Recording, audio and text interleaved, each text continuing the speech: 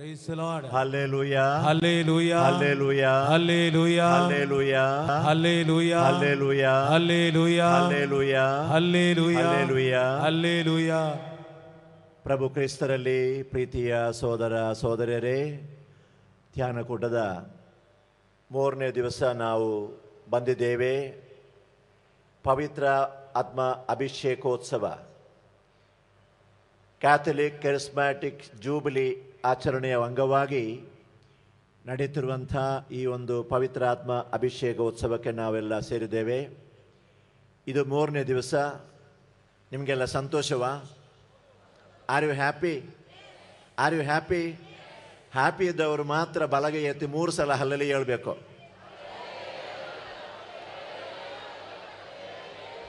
Coffee ಕುಡಿಲಿಲ್ಲ, ಊಟ ಮಾಡಲಿಲ್ಲ, ಗಟ್ಟಿ ಹೇಳಬೇಕು. ಬಲಗೈ ಎತ್ತಿಕೊಂಡು ಸಂತೋಷದವ್ರು ಹೇಳಬೇಕು 3 ಸಲ.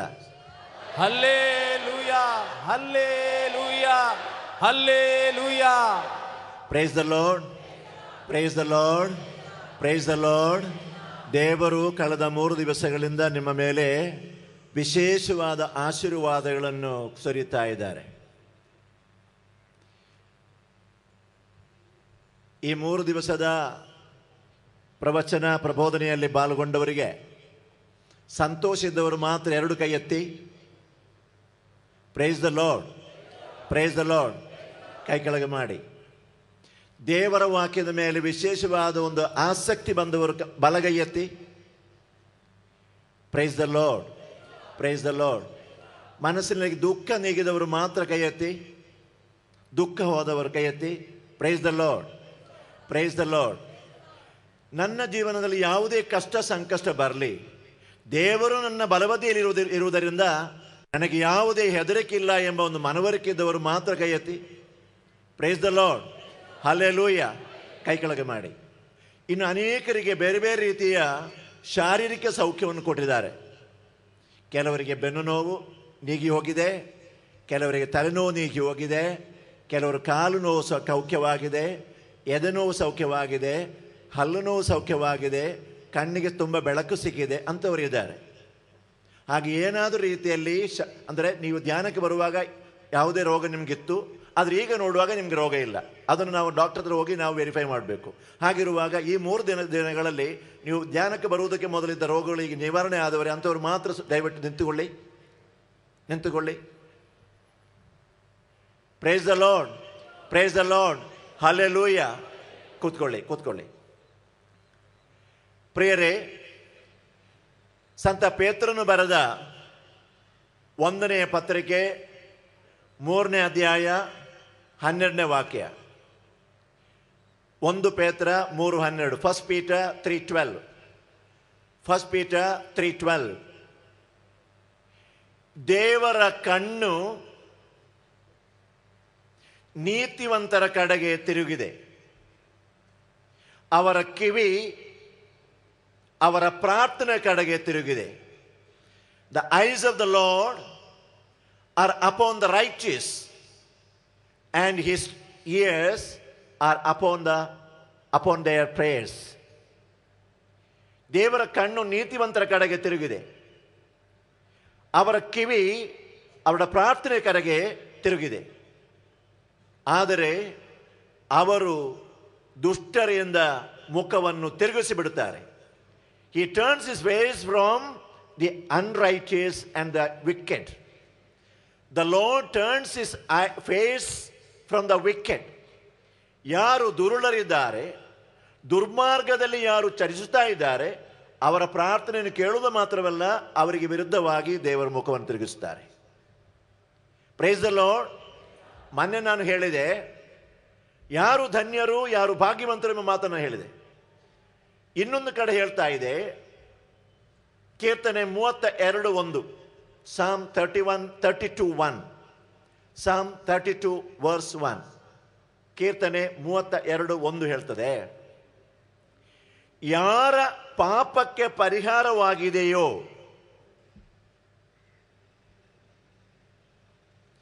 ಯಾರ ಕೆಡುಕುಗಳಿಗೆ ವಿಮೋಚನೆಯಾಗಿದೆಯೋ, ಯಾರ ಪಾಪಕ್ಕೆ ಪರಿಹಾರವಾಗಿದೆಯೋ, ಯಾರ ದುಷ್ಕೃತ್ಯಗಳಿಗೆ ಪರಿಹಾರವಾಗಿದೆಯೋ ಅವರು ಧನ್ಯರು. Blessed are those whose sins are forgiven, and blessed are those people whose sins are taken away, are blessed. ಪಾಪ ಇಲ್ಲದವರು ಭಾಗ್ಯವಂತರು. ಪಾಪ ಇಲ್ಲದ ವ್ಯಕ್ತಿಗಳು ಭಾಗ್ಯವಂತರಾಗಿದ್ದಾರೆ. ಹಾಗಿರುವಾಗ ದೇವರ ಮುಂದೆ ಧನ್ಯರು ಯಾರು ಅಂತ ಹೇಳಿದ್ರೆ ನಿಷ್ಕಳಂಕ ಹೃದಯರು. ಭಾಗ್ಯವಂತರು ಪಾಪ ಇಲ್ಲದವರು.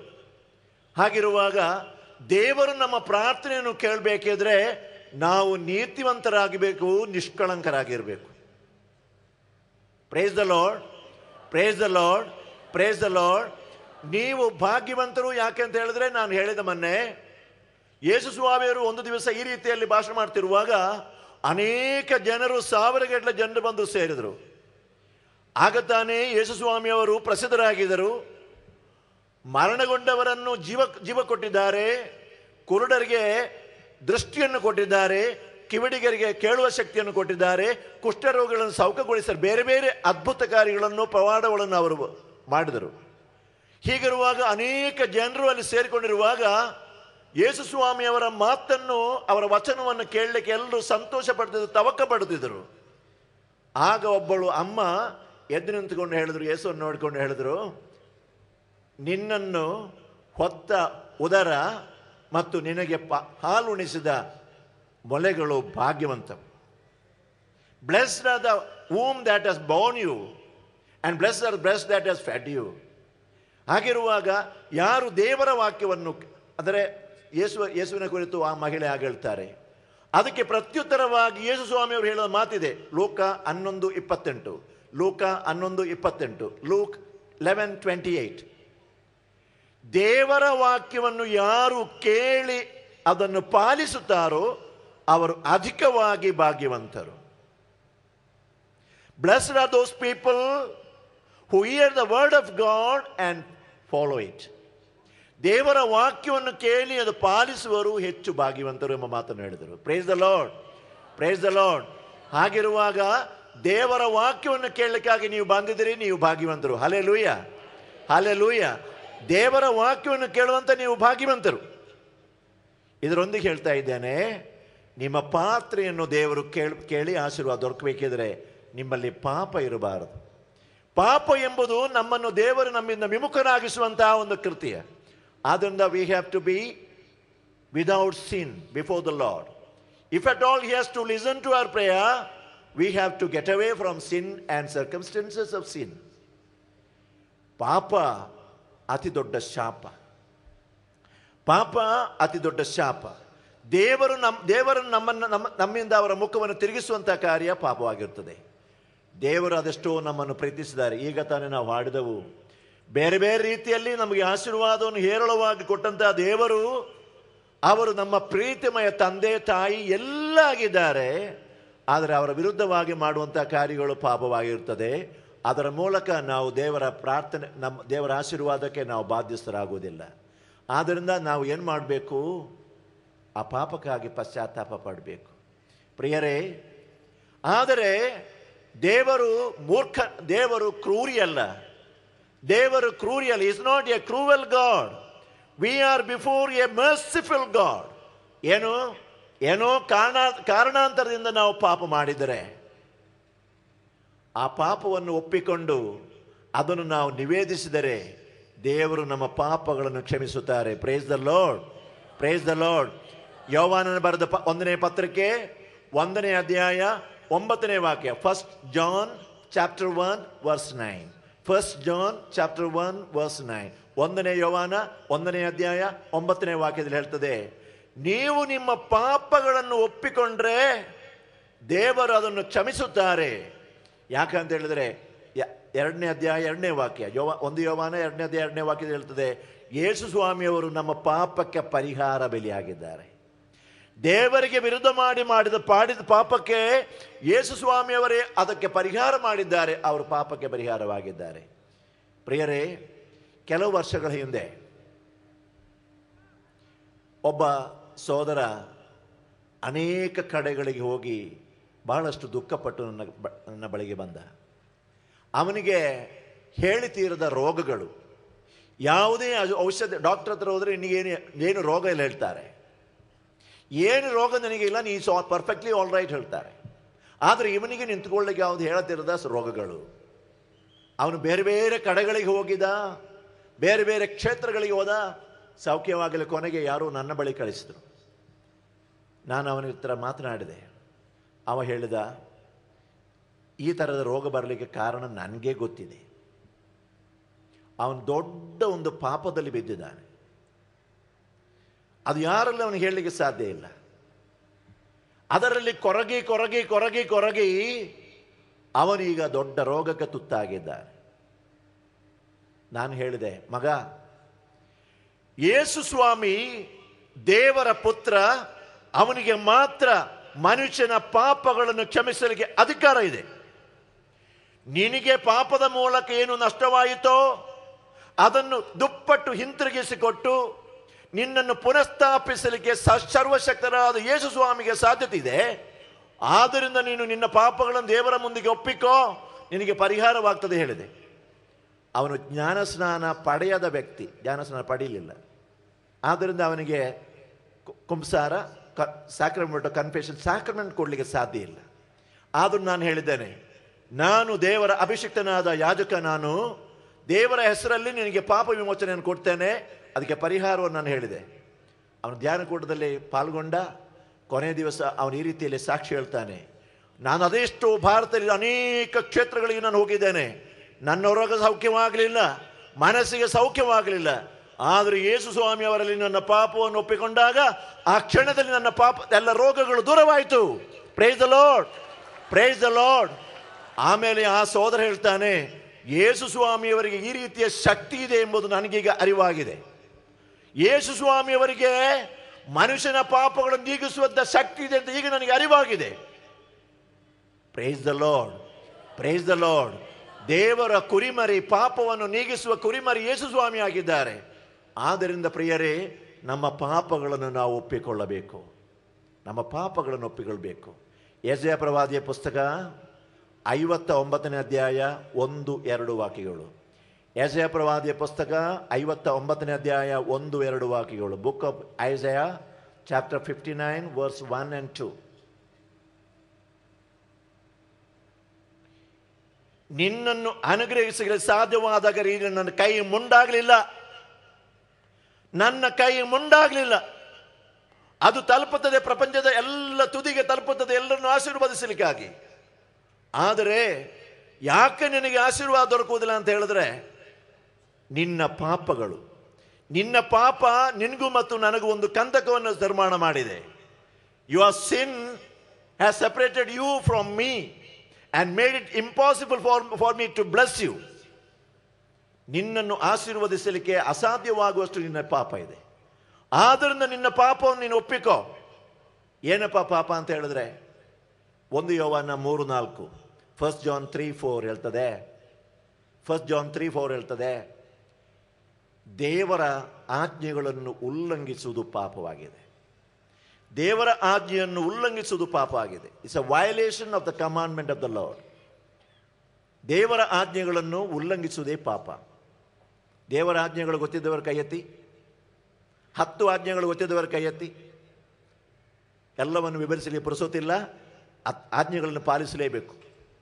1ನೇದು, ನಿನ್ನ ದೇವಾದ ಏಕದೇವರಾದ ನಾನು, ನನ್ನನ್ನು ನೀನು ನಂಬು, ಬೇರೆ ದೇವರು ನಿನಗಿರಬಾರ್ದು. 2ನೇದು, ದೇವರ ನಾಮವನ್ನು ವ್ಯಥ ನೀನು ಉಚ್ಚರಿಸಬಾರದು, ಅಂದರೆ ಭಕ್ತಿಯಿಂದ ದೇವರ ನಾಮವನ್ನು ನೀವು ಉಚ್ಚರಿಸಬೇಕು. 3ನೇದಾಗಿ, ದೇವರ ದಿನವನ್ನು ನೀನು ಪವಿತ್ರವಾಗಿ ಆಚರಿಸಬೇಕು. ಭಾನುವಾರಗಳಲ್ಲಿ ಪೂಜೆಗೆ ತಪ್ಪಲೇಬಾರದು. ಭಾನುವಾರದಲ್ಲಿ ಮತ್ತು ಕಟ್ಟಡ ದಿನಗಳ ಪೂಜೆಗೆ ಹೋಗಲೇಬೇಕು. 4ನೇದಾಗಿ, ನಿನ್ನ ತಂದೆ ತಾಯಿಯಂದರನ್ನು ನೀನು ಗೌರವಿಸಬೇಕು, ಅವರಿಗೆ ನೀನು ಶುಶ್ರೂಷೆ ಮಾಡಬೇಕು. ತಂದೆ ತಾಯಿಯಂದರನ್ನು ಗೌರವಿಸಬೇಕು. ಈಗಿನ ಕಾಲದಲ್ಲಿ ಕೆಲವರು ಹೇಳ್ತಾರೆ, ಕೆಲವರು ಬೇಗ ಬೇಗ ಸಾಯ್ತಾರೆ ಅಂತೇಳಿ. ಕೆಲವರು ಬೇಗ ಬೇಗ ಸಾಯ್ತಾರಂತೆ. ಯಾಕೆ ಗೊತ್ತಾ? ಪವಿತ್ರ ಗ್ರಂಥದಲ್ಲಿ ಹೇಳಿದೆ, ನಿನಗೆ ದೀರ್ಘಾಯುಷ್ಯ ಲಭಿಸುವುದಕ್ಕಾಗಿ ನಿನ್ನ ತಂದೆ ತಾಯಿಯಂದರನ್ನು ನೀನು ಗೌರವಿಸಬೇಕು ಅಂತ. Price the lord. ಈಗ ತಂದೆ ತಾಯಿಯಂದವರು ವೇಸ್ಟ್ ಆಗಿದೆ, ಗುಜರಿ. ಹೆಣ್ಮಕ್ಕಳಿಗೆ ವಿವಾಹಕ್ಕೆ ಆಲೋಚನೆ ಮಾಡುವಾಗ, ಮದುವೆಗೆ ಆಲೋಚನೆ ಮಾಡುವಾಗ ಹೆಣ್ಮಕ್ಳು ಕೇಳ್ತಾರಂತೆ, ಗುಜರಿ ಇದ್ದಾರಾ ಮನೆಯಲ್ಲಿ ಅಂತೇಳಿ. ಗುಜರಿ ಯಾರು? ತಂದೆ ಕಣ್ಣು ಕಾಣುವುದಿಲ್ಲ, ತಾಯಿಗೆ ಕಿವಿ ಕೇಳೋದಿಲ್ಲ, ಅದು ಗುಜರಿ ಇದ್ದಾರ, ನೋಡ್ಲಿಕ್ಕೆ ಆಗೋದಿಲ್ಲ. ತಂದೆ ತಾಯಿಯಂದರನ್ನು ಗೌರವಿಸದೆ ಶುಶ್ರೂಷೆ ಮಾಡದಿರುವ ಮಕ್ಕಳು ಸಾಯ್ತಾರೆ.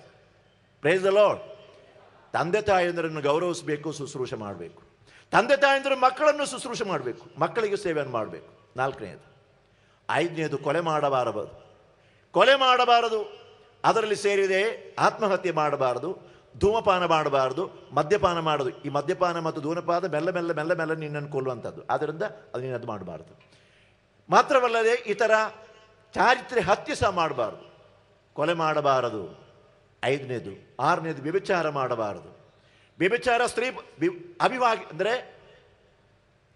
ಪತ್ನಿ ಅಥವಾ ಪತಿ ಅಲ್ಲದ ಬೇರೆ ವ್ಯಕ್ತಿಯೊಡನೆ ಯಾವುದೇ ದೈಹಿಕ ಲೈಂಗಿಕವಾದ ಸಂಬಂಧ ಬಾರದು. ಅದು ಯಾವುದೇ ರೀತಿಯಲ್ಲಿ ಕೆಟ್ಟ ಕೆಲಸಗಳನ್ನು ಮಾಡಬಾರದು. ನೀನು ಅದು ಮಾಸ್ಟರ್ಬೇಷನ್ ಆಗಿರ್ಬೋದು, ಹೋಮೋಸೆಕ್ಸುವಾಲಿಟಿ ಆಗಿರ್ಬೋದು, ಅಥವಾ ಬೇರೆ ಯಾವುದೇ ಲೈಂಗಿಕ ಸುಖವನ್ನು ದಾಂಪತ್ಯ ಧರ್ಮದಲ್ಲಿ ಪವಿತ್ರವಾದ ದಾಂಪತ್ಯ ಸಂಬಂಧ ಇದೆ, ಅದಕ್ಕೆ ಹೊರತಾಗಿ ಮಾಡುವಂಥ ಎಲ್ಲ ಲೈಂಗಿಕ ಕಾರ್ಯಗಳು ವ್ಯಭಿಚಾರಕ್ಕೆ ಸೇರಿದಂಥದ್ದು, ಅಶುದ್ಧವಾದಂಥ ಪಾಪಗಳು. ಅದನ್ನು ಮಾಡಲೇಬಾರದು. ಕೆಟ್ಟ ಚಿತ್ರಗಳನ್ನು ನೋಡಬಾರ್ದು, ಬ್ಲೂ ಫಿಲ್ಮ್ಸ್ ನೋಡಬಾರ್ದು, ಕೆಟ್ಟ ಗೀತೆಗಳನ್ನು ಹಾಡಬಾರ್ದು, ಕೆಟ್ಟ ಪುಸ್ತಕವನ್ನು ಓದಬಾರ್ದು. ಇದೆಲ್ಲ ವ್ಯಭಿಚಾರಕ್ಕೆ ಸೇರಿದ ಅಶುದ್ಧವಾದಂಥ ಪಾಪಗಳು. 7ನೇದಾಗಿ, ನೀನು ಕದಿಬಾರದು. ನಿನ್ನದಲ್ಲ ಇನ್ನೊಬ್ಬರ ವಸ್ತುವನ್ನು ನೀನು ಸ್ವಂತ ಮಾಡಿಕೊಳ್ಬಾರ್ದು, ಕದಿಬಾರದು. 8ನೇದಾಗಿ, ಸುಳ್ಳು ಸಾಕ್ಷಿ ಹೇಳಬಾರ್ದು, ಸುಳ್ಳು ಹೇಳಬಾರ್ದು, ಸುಳ್ಳು ಹೇಳಲೇಬಾರದು. 9ನೇದು,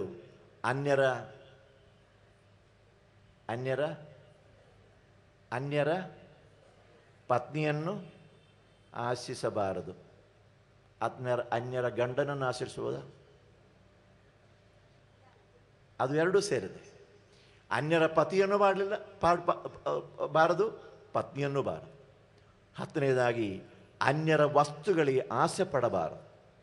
ಅನ್ಯರ ವಸ್ತುಗಳಿಂದ ಅದಕ್ಕೆ ಆಸೆ ಪಡಬಾರದು. Price the lord. ಆಜ್ಞೆಗಳನ್ನು ಉಲ್ಲಂಘಿಸುವುದು ಪಾಪವಾಗಿದೆ. ಆದರೆ ಪ್ರಿಯರೇ, ನಾನು ಹೇಳ್ತಾ ಇದ್ದೇನೆ, ಯೇಸು ಸ್ವಾಮಿ ಅವರು ಹೇಳ್ತಾರೆ, ಪವಿತ್ರ ಗ್ರಂಥದ ಎಲ್ಲ ನಿಯಮಗಳು, old Testament and new Testament, law of god, ಈ 10 ಆಜ್ಞೆಗಳು ಎಲ್ಲ ಅಡಕವಾದರೂ ಸಹ ಸ್ಪಷ್ಟವಾಗಿ ಹೇಳದ ವಿಚಾರಗಳಿವೆ. ರೋಮನರಿಗೆ ಬರೆದ ಪತ್ರಿಕೆ 14ನೇ ಅಧ್ಯಾಯ 22ನೇ ವಾಕ್ಯ. Letter to Romans chapter 14 verse 22. Romans 14:22. ವಿಶ್ವಾಸಕ್ಕೆ ವಿರುದ್ಧವಾದ ಎಲ್ಲ ಕಾರ್ಯಗಳು, ರೋಮನರಿಗೆ ಬರೆದ ಪತ್ರಿಕೆ 14ನೇ ಅಧ್ಯಾಯ 22ನೇ ವಾಕ್ಯ. ವಿಶ್ವಾಸಕ್ಕೆ ವಿರುದ್ಧವಾದ ಎಲ್ಲ ಕೃತ್ಯಗಳು ಪಾಪವಾಗಿದೆ. ಮಾತ್ರವಲ್ಲದೆ ಯಾಕೋಬನಿಗೆ ಬರೆದ ಪತ್ರಿಕೆ 4ನೇ ಅಧ್ಯಾಯ 17ನೇ ವಾಕ್ಯ. James 4:17. Letter of James chapter 4 verse 17. ಯಾಕೋಬ ಪತ್ರಿಕೆ 4:17 ಹೇಳ್ತದೆ, ಒಳಿತು ಯಾವುದು ಎಂದು ನೀನು ತಿಳಿದುಕೊಂಡ ಮೇಲೆ ಅದನ್ನು ಮಾಡದೇ ಇದ್ರೆ ಅದು ಪಾಪವಾಗ್ತದೆ. If you know that what is right and if you are not doing that, you are committing a sin. ಏನಪ್ಪ, ನಿಮ್ಮ ಮನೆಗೆ ಒಬ್ಬ ಭಿಕ್ಷುಕ ಬಂದ, ಅವನಿಗೆ ಉಪಕಾರ ಮಾಡಬೇಕು, ಉಪಕಾರ ಮಾಡಲಿಕ್ಕೆ ನಿನಗೆ ಸೌಕರ್ಯ ಇತ್ತು, ಆದರೆ ನೀನು ಉಪಕಾರ ಮಾಡಲಿ, that is a sin. That's a sin. ನಿಮ್ಮ ಮನೆಯಿಂದ ಹೋಗುವಾಗ ಒಬ್ಬರಿಗೆ ದಾರಿ ಕಳ್ಕೊಂಡು ಬಂದ, ದಾರಿ ನಿಮ್ಗೆ ಗೊತ್ತಿತ್ತು, ಆದರೆ ನಿಮ್ಗೆ ದಾರಿ ಹೇಳಲೇ ಇಲ್ಲ. ಯಾವ ಕಟ್ಟಳೆ, ಯಾವ ಕಮಾಂಡ್ಮೆಂಟ್ ಅಡಿಯಲ್ಲಿ ಬರ್ತದೆ? ಅದು ಏನಾದರೂ ಕಮಾಂಡ್ಮೆಂಟ್ ಉಂಟಾ? ಇಲ್ಲ. ಅದು ಪಾಪ. ಸಿಸ್ಟರ್ಸ್ನವರು, ನೀವು ಬ್ರೇವರಿ ಹೇಳದಿದ್ರೆ ಅದು ಪಾಪ ಆಗ್ತದೆ. ಯಾವುದಾದ್ರು ಕಮಾಂಡ್ಮೆಂಟಲ್ಲಿ ಉಂಟಾ? ಕಮಾಂಡ್ಮೆಂಟಲ್ಲಿ ಇಲ್ಲ. ಸಿಸ್ಟರ್ಸ್ನವರು ವ್ರತ ಪಾಲಿಸದಿದ್ರೆ ಅದು ಪಾಪ ಆಗ್ತದೆ. ಕಮಾಂಡ್ಮೆಂಟಲ್ಲಿ ಉಂಟಾ? ಇಲ್ಲ. ಗುರುಗಳು ಆದಿತ್ಯವಾರ ಪೂಜೆ ಮಾಡದಿದ್ರೆ ಪಾಪ ಆಗ್ತದೆ. ಕಮಾಂಡ್ಮೆಂಟಲ್ಲಿ ಉಂಟಾ? ಇಲ್ಲ. ಪತಿ ಪತ್ನಿಯರು ಅವರ ದಾಂಪತ್ಯವಾದ ಕರ್ತವ್ಯ ಏನಿದೆ, ಅದು ಪತಿಗೆ ಅಗತ್ಯವಾದ ಅರ್ಹವಾದ ಕಾರ್ಯವನ್ನು ಅಥವಾ ಪತ್ನಿಗೆ ಅರ್ಹವಾದವನ್ನು ಕೊಡದರೆ ಅವರು ಪಾಪ ಮಾಡ್ತಾರೆ. ಅದು ಯಾವ ಕಮಾಂಡ್ಮೆಂಟಲ್ಲಿ ಉಂಟು? ಕಮಾಂಡ್ಮೆಂಟಲ್ಲಿ ಇಲ್ಲ. ಹಾಗಿರುವಾಗ, if you know what is right and what is good, if you know that what is good and if you are not doing that, you are committing a sin. ಸಿನ್ ಎಂಬುದು, ಪಾಪ ಎಂಬುದಕ್ಕೆ ಬೈಬಲ್ನಲ್ಲಿ ಹೀಬ್ರೂ ಭಾಷೆಯಲ್ಲಿ ಹೇಳುವಂಥ ಒಂದು ಪದ ಪೆಷ. ಪೆಶ ಅಂತ ಹೇಳಿದ್ರೆ ಅರ್ಥ ಮಿಸ್ಸಿಂಗ್ ದ ಟಾರ್ಗೆಟ್, ಗುರಿ ತಪ್ಪುವುದು. ಏನು ಗುರಿ? ಪ್ರತಿಯೊಬ್ಬರನ್ನು ನಮ್ಮನ್ನು ದೇವರು ಸೃಷ್ಟಿ ಮಾಡುವಾಗ ದೇವರೊಂದು ಗುರಿಯನ್ನು ಇಟ್ಟಿದ್ದಾರೆ. ಏನು? ಅವರನ್ನು ಅರಿತು ಪ್ರೀತಿಸಿ ಅವರಿಗೆ ಸೇವೆಗೈದು ಸ್ವರ್ಗವನ್ನು ಮುಟ್ಟಬೇಕು. ಅಥವಾ ಪ್ರತಿಯೊಬ್ಬರಿಗೆ ನಮಗೆ ಒಂದು ಟಾರ್ಗೆಟ್ ಇದೆ. ಒಂದು ಗಂಡನಿಗೆ ಟಾರ್ಗೆಟ್, ಹೆಂಡತಿಗೆ ಟಾರ್ಗೆಟ್, ತಂದೆಗೆ ಟಾರ್ಗೆಟ್, ತಾಯಿಗೆ ಟಾರ್ಗೆಟ್, ಮಕ್ಕಳಿಗೆ ಟಾರ್ಗೆಟ್, ಬೇರೆ ಬೇರೆ ಕರ್ತವ್ಯಗಳು ಕೊಟ್ಟಿದ್ದಾರೆ. ಆ ಕರ್ತವ್ಯವನ್ನು ನೀನು ಮಾಡದಿದ್ರೆ ನೀನು ಪಾಪ ಮಾಡ್ತೀಯ. Price the Lord, praise the lord. ನಾವು ಕುಂಸಾರ ಮಾಡುವಾಗ ಹಾಗೆ ಮಾಡಬೇಕು. Bank officer, if he is not fulfilling his duties, he is committing a sin. A teacher not teaching properly is committing a sin. A sister not doing her work is committing a sin. And police officer is not doing his office is committing a sin. So, missing the target is a sin. ಪಾಪಕ್ಕೆ ಹೇಳುವಂಥ Greek ಪದದಲ್ಲಿ ಹೇಳುವಂಥ ಭಾಷೆ, ಬೈಬಲ್ನಲ್ಲಿ ಇರುವಂಥ ಭಾಷೆ, ಪದ ಬಳಸುವಂಥ ಪದ, ಗ್ರೀಕ್ ಭಾಷೆಯಲ್ಲಿ ಬಳಸುವಂಥ ಪದ ಅಮರ್ತ್ಯ. ಅಮರ್ತ್ಯ ಅಮರ್ತ್ಯ ಎಂಬ ಈ ಶಬ್ದ, ಗ್ರೀಕ್ ಪದ, ಅದರ ಸರಿಯಾದ ಲಿಟ್ರಲ್ ಮೀನಿಂಗ್, ವಾಚ್ಯಾರ್ಥ ಏನು ಗೊತ್ತಾ? Crossing the border. Crossing the border ಅಂದರೆ ನಾವೆಲ್ಲ ನಿಲ್ಲಬೇಕಾದ ಒಂದು ಬಾರ್ಡರ್ ಇದೆ. ನಮಗೆ ಜೀವನಕ್ಕೆ ಬೇಕಾದ, ನಮ್ಮ ಜೀವನ ಅವಸ್ಥೆಗೆ ಸೇರಿದಂಥ ಒಂದು ಬಾರ್ಡರ್, ಒಂದು ಗಡಿ ಇದೆ. ಆ ಗಡಿಯೊಳಗೆ ನಾವು ನಿಂತ್ಕೊಳ್ಬೇಕು. ಗಡಿ ಇದ್ದರೆ, ಬೇಲಿ ಇದ್ದರೆ, ಅದು ಬೇಲಿಯೊಳಗೆ ಬೆಳೆ ಬರ್ತದೆ. ಕೃಷಿಕರು ಒಳ್ಳೆ ಕೃಷಿ ಮಾಡಿ ಬೇಲಿ ಹಾಕಿದರೆ ಅದರೊಳಗೆ ಒಳ್ಳೆ ಬೆಳೆ ಬರ್ತದೆ. ಬೇಲಿಯನ್ನು ತೆಗೆದ್ರೆ ಏನಾಗ್ತದೆ? ಹಂದಿ ಬರ್ತದೆ, ಕಾಡುಕೋಣ ಬರ್ತದೆ, ಕೋಳಿ ಬರ್ತದೆ, ಮತ್ತೆ ಏನು ಬರ್ತದೆ? ಮಂಗಗಳು ಬರ್ತದೆ, ಕೋತಿ ಬರ್ತದೆ, ಅದನ್ನೆಲ್ಲ ನಾಶವಾಗ್ತದೆ. You should be in the border, within the border, within the boundary. Don't cross the border. No cross border terrorism. ಒಬ್ಬ ಗಂಡ, ಒಬ್ಬ ಪತಿ, ಅವನಿರಬೇಕಾದ ಒಂದು ಟಾರ್ಗೆಟ್ ಇದೆ, ಒಂದು ಬಾರ್ಡರ್ ಇದೆ. ಅದಕ್ಕಿಂತ ಬಿಗಿಲಾದಿ ಇನ್ನೊಬ್ಬರನ್ನು ನೋಡಿದರೆ, ಅವರನ್ನು ಸ್ಪರ್ಶನ ಮಾಡಿದರೆ, ಅವರಿಗೆ ಕಾಗದ ಹಾಕಿದರೆ, ಅವರಿಗೆ ಫೋನ್ ಮಾಡಿದರೆ ಅದು ಪಾಪ ಆಗ್ತದೆ. Price the Lord, praise the lord.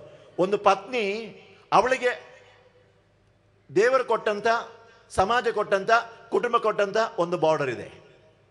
ಆ ಬಾರ್ಡರ್ಗೆ ಅತೀತವಾಗಿ ಇನ್ನೊಬ್ಬರಿಗೆ ಫೋನ್ ಮಾಡಿದರೆ, ಇನ್ನೊಬ್ಬರ ಟಚ್ ಮಾಡಿದರೆ, ಇನ್ನೊಬ್ಬರಿಗೆ ಹೇಳಿದರೆ, ಅಥವಾ ಏನು ಮಾಡಿದರೆ ಅದು ಪಾಪ ಆಗ್ತದೆ.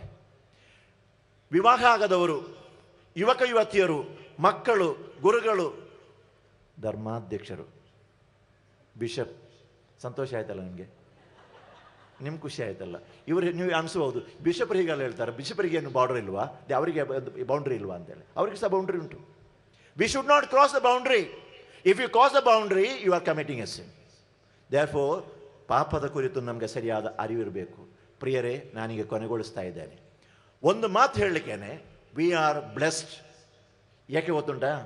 ನಾವು ಏನೇ ಪಾಪ ಮಾಡಿದರೂ ನಿಜವಾದ ಪಶ್ಚಾತ್ತಾಪ ಪಟ್ಟು ಇನ್ನು ಪಾಪ ಮಾಡುವುದಿಲ್ಲ ಅಂತ ಪ್ರತಿಜ್ಞೆ ಮಾಡಿ ಅದನ್ನು ದೇವರ ಕೈ ಸನ್ನಿಧಾನ ಒಪ್ಪಿದರೆ ದೇವರು ನಮ್ಮ ಪಾಪವನ್ನು ಕ್ಷಮಿಸ್ತಾರೆ. Hallelujah, hallelujah, hallelujah, hallelujah.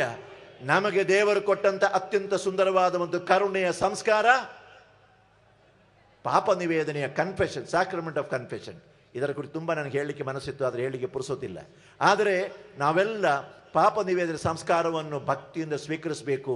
ಆಮೇಲೆ ಕೆಲವರು ಹೇಳ್ತಾರೆ, ಕಥೋಲಿಕ ಧರ್ಮ ಸಭೆಯಲ್ಲಿ ಕನ್ಫೆಷನ್ ಉಂಟಲ್ಲ, ಪಾಪ ಮಾಡ್ಬೋದು. ನಾನು ಇವತ್ತು ಪಾಪ ಮಾಡ್ತೇನೆ, ನಾಳೆ ಮಾಡ್ತೇನೆ, ನಾಡ್ದು ಮಾಡ್ತೇನೆ, ಕನ್ಫೆಷನ್ ಮಾಡ್ತೇನೆ. ಮತ್ತೆ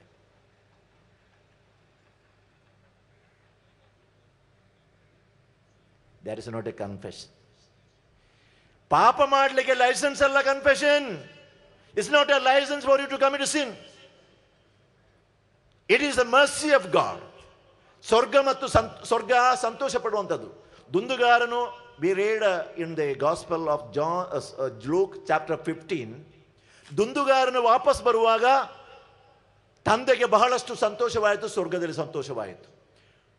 ಪಾಪಿ ಪಶ್ಚಾತ್ತಾಪ ಪಟ್ಟು ಹಿಂದೆ ಬರುವಾಗ ಸ್ವರ್ಗ ಸಂತೋಷ ಪಡುತ್ತದೆ.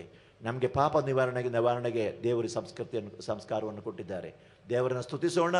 ಈ ಪಾಪ ನಿವೇದನೆ ಸಂಸ್ಕಾರವನ್ನು ಸ್ವೀಕರಿಸಿ ನಾವು ಪಾಪದಿಂದ ಮುಕ್ತರಾಗಿ ಇನ್ನು ಪಾಪ ಮಾಡುವುದೇ ಇಲ್ಲ ಎಂಬ ಹಾಗಿರುವಾಗ ನಾವು ಪ್ರಾರ್ಥಿಸುವಾಗ ದೇವರು ಕೇಳ್ತಾರೆ, ದೇವರು ನಮಗೆ ಆಶೀರ್ವಾದವನ್ನು ಕೊಡ್ತಾರೆ. ನಾವು ದೇವರ ಮುಂದೆ ಸಮಾಧಾನದಲ್ಲಿರಬಹುದು. ಪ್ರಿಯರೇ, ಒಂದು ಮಾತನ್ನು ಹೇಳಲಿಕ್ಕೆ ಇಷ್ಟಪಡ್ತಾ ಇದ್ದೇನೆ. ನಾನು ಮೊನ್ನೆ ಹೇಳುವಾಗ ಹೇಳಿದೆ, ನಾವು ದೇವರ ಆಯ್ದ ಜನಾಂಗ, ದೇವರ ಸ್ವಂತ ಜನ, ಪವಿತ್ರ ಜನತೆ. ನಾವು ಅಂತಿಂತ ಜನರಲ್ಲ, ನಾವು ಪರಿಶುದ್ಧ ಜನತರಾಗಿದ್ದೇವೆ. ಪರಿಶುದ್ಧರಾಗಿ ನಾವಿರಬೇಕು. ಶರೀರದಲ್ಲೂ ಮನಸ್ಸಲ್ಲೂ ಆತ್ಮದಲ್ಲೂ ನಾವು ಪವಿತ್ರರಾಗಿರಬೇಕು. ಹಾಗಿರುವಾಗ ಏನು ಗೊತ್ತಾ, ನಾವು ಮುಟ್ಟಿದೆಲ್ಲ ಪವಿತ್ರವಾಗ್ತದೆ. ಹೌದು, ಹಿಂದಿನ ಕಾಲ ಒಂದು ಕಾಲ ಇತ್ತು, ಅನ್ಟಚಬಿಲಿಟಿ ಇರುವಂಥ ಕಾಲ ಇತ್ತು. ಮೇಲ್ಜಾತಿಯವರಿಗೆ ಕೀಳ್ಜಾತಿಯವರು ಬಂದು ಮುಟ್ಟಿದರೆ ಅದು ಅಶುದ್ಧವಾಗ್ತಿತ್ತು. ಆ ಕಾಲದಲ್ಲಿ ಏನಾಗ್ತಿತ್ತು ಗೊತ್ತಾ, ಈ ಮೇಲ್ಜಾತಿಯವರು ಕ್ರಿಶ್ಚಿಯನನ್ನು ಕರ್ಕೊಂಡು ಬಂದು ಇದೆಲ್ಲ ಮುಟ್ಟಪ್ಪ, ಜೋಸೆಫ್, ಮೇರಿ, ಫೆಲ್ಸಿ ಬಂದು ಮುಟ್ಟಿದರೆ ಅವರಿಗೆ ನಂಬಿಕೆ ಇತ್ತು ಅದು ಪವಿತ್ರವಾಗ್ತದೆ ಅಂತೇಳಿ. ಅಶುದ್ಧವಾದದನ್ನು ಕ್ರಿಶ್ಚಿಯನ್ ಜ್ಞಾನ ಸ್ನಾನ ಸಿಗಿದನ್ನು ಮುಟ್ಟಿದರೆ ಶುದ್ಧವಾಗ್ತದೆ. ಯಾಕೆ? ಅವನಲ್ಲಿ ಪವಿತ್ರಾತ್ಮ ಇದೆ, ಅವರಲ್ಲಿ ದೇವರ ಶಕ್ತಿ ಇದೆ. ಮುಟ್ಟಿದರೆ ಪವಿತ್ರಾತ್ಮ ಆಗ್ತಾರೆ. ನಿನ್ನೆ ಗುರುಗಳು ಬೆಟ್ಟಂಗ್ಳು ಹೇಳಿಲ್ವಾ, ನಮ್ಮ ನಾಲಿಗೆ ನಮ್ಮ ಕೈಗಳು ಶುದ್ಧವಾಗ್ತದೆ, ದೇವರ ಶಕ್ತಿ ನಮ್ಮಲ್ಲಿ ಉಂಟು, ದೇವರ ಆತ್ಮ ಉಂಟು, ಅಭಿಷೇಕ ಉಂಟು, ಆದರೆ ಪವಿತ್ರವಾಗ್ತದೆ ಎಂದು. ನಿಜವಾಗಿ ಪವಿತ್ರವಾಗ್ತದೆ. ಆದ್ದರಿಂದ ನಮ್ಮ ಪಾಪಗಳನ್ನು ನೀಗಿಸುವಂಥ ಮಾರ್ಗ ನಮಗೆ ಇದೆ, ದೇವರು ಕೊಟ್ಟಿದ್ದಾರೆ. Hallelujah, hallelujah. ಯೇಸು ಸ್ವಾಮಿಯವರು ಕೊಟ್ಟಿದ್ದಾರೆ. ಆ ಪಾಪ ನಿವೇದನೆ ಸ್ವೀಕರಿಸಿಕೊಂಡು ನಾವು ಪವಿತ್ರರಾಗಿ ದೇವರ ಒಂದು ಸದಾಕಾಲ ಪರಿಶುದ್ಧರಾಗಿರೋಣ. Blessed are the pure in heart, they will see God. Blessed are the pure in heart, they will see God. ಮತ್ತಾಯ 1:5 ಮತ್ತಾಯ 5:8 ಹೇಳ್ತದೆ, ನೀವು ಪವಿತ್ರ ಹೃದಯರಾಗಿರಿ, ದೇವರನ್ನು ಕಾಣಲಿಕ್ಕೆ ನಿಮಗೆ ಸಾಧ್ಯ ಆಗುತ್ತದೆ. Price the lord.